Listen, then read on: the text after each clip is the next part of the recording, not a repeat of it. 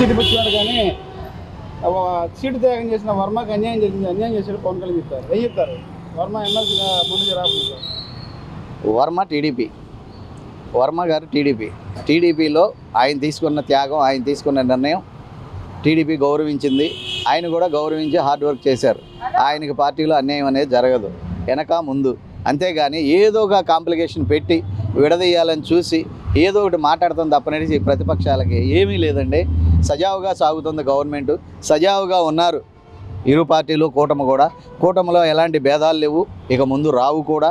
In case వచ్చినా అన్నిటికి కూడా తలగాయ ఉంచుకుని నేను నడుచుకునేవాడినే కానీ రాష్ట్ర అభివృద్ధి ముఖ్యం కానీ నా అన్నక పదవో ఇంకోళ్ళకి పదవో అని ఈ మెగా బ్రదర్స్ బొచ్చుతో సమానం వాళ్ళకి పదవులు.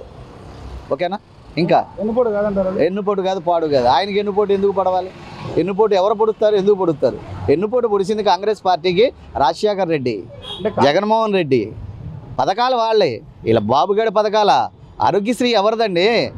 రాజీవ్ గాంధీ. ఎవరిదండి? 108, 104లు సత్యం రామలింగరాజు. వీళ్ళెవరండి? మా నాన్న ఇది పెట్టాడు, మా నాన్న అలా ఎవరికో కన్న బిడ్డని ఎత్తుకున్న నువ్వు నా బిడ్డ నా మనవడంటే ఎంతవరకు సమంజసం అండి? చెప్పండి మీరు.